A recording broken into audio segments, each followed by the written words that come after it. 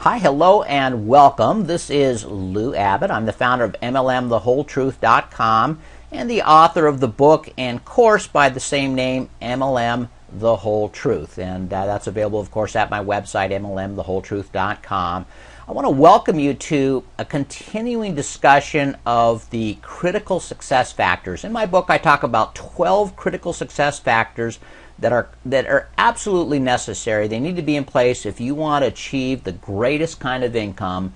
That income I call reliable, long-term, leveraged residual income. So RLLRI, reliable, long-term, leveraged residual income with a network marketing company.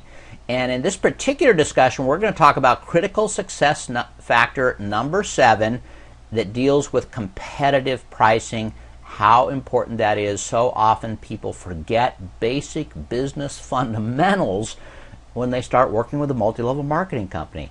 I'm asking you not to do that ever.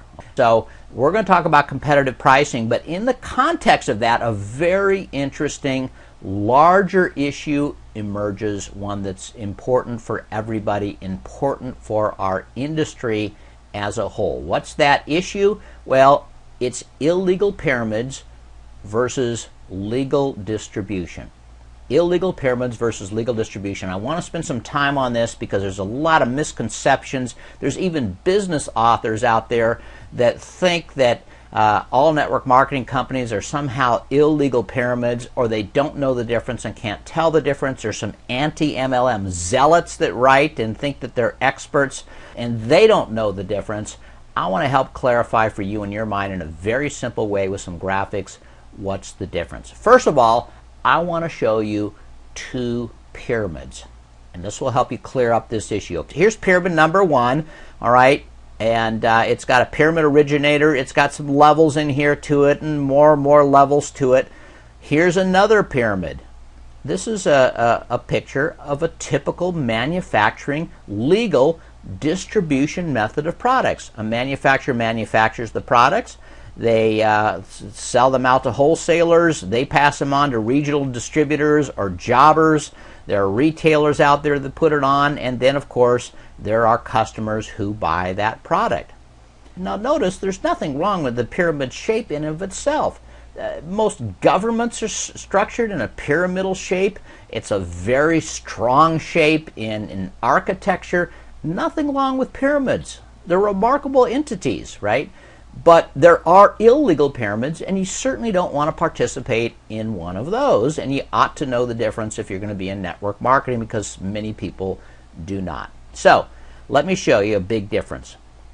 In both these cases, you have dollars that flow from the lower levels up to the higher levels. It happens in legal distribution methods, right? It happens in illegal pyramids. Money flows. That's not a problem. What is a problem, though, and a distinguishing factor, is that value in a legal distribution function, value always flows back to the customers. So while you have dollars going up, you have value flowing back, and you have lots of customers who with a free will are saying, I happily give my money because I'm getting value. That's the case. Not so in an illegal pyramid. There's no value flowing back to these people up over here. Instead, what you might have down here are dupes. And rightly so, the law tries to eliminate people from being dupes and protects people. But often that's an imperfect system, okay? So that's the difference between illegal pyramid and legal distribution. I used to think, well, heck, if there's products, it must be legal. If there's no products, it's not. Well, you're going to see it's not that cut and dried. There's some real gray areas here.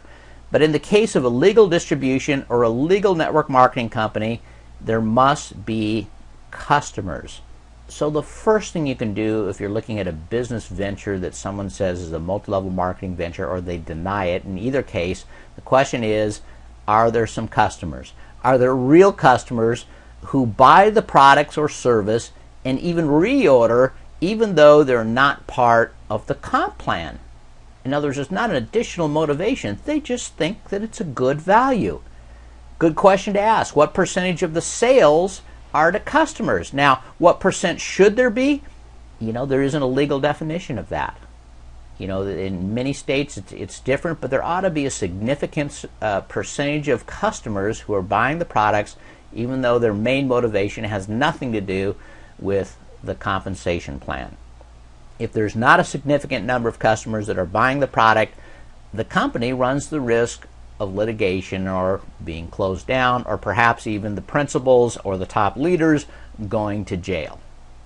All right, so a typical legal MLM distribution model looks something like this. You do have a manufacturer, you've got an MLM company.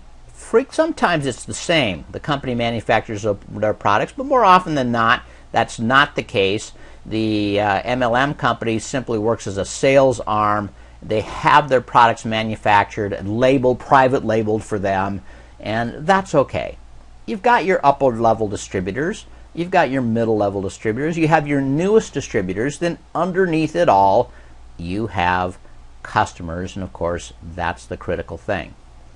You have to have dollars flowing up. You know, I mean, obviously, if there's no dollars flowing up, you're in trouble. And to be legal, you have to have value flowing back through the ranks to the customers ultimately. Now, here's another question that comes up. It's a myth I want to dispel. Does it matter how many levels there are between the manufacturer and the customers? Does that matter at all? Well, the answer, candidly, is no, right? It doesn't matter at all. All that matters is that there's value flowing and that the customers are happy. I mean, if you had 100 levels and you were paying 100 people between the manufacturer and the customers, but the customers still felt they were getting great value, what difference could it possibly make? Doesn't make any difference at all. Now, is it possible if you have 100 people getting paid before the customers can receive their value? Well, it might. The more levels there are, the more difficult it is. But the question is not how many levels and how many people are here. The question is there real value going to customers, and do they see it as such, and can you establish that that's a reality? If so, no harm, right? It can be completely legal. Now, one other myth while we're at it. Sometimes people say, well, okay, part of the problem is the people that get in early make all the money, and the people that come late don't make any. In a properly designed network marketing compensation plan, it doesn't matter whether you come in early or you come in later. If the compensation plan allows for it, you should be able to make a lot more money, even though there's hundreds of people above you in the compensation plan. Let me just show you how this works, all right? Let's say this is you up here. You're the very first person in a network marketing company, and you sponsor, this is you, and you sponsor 3 people.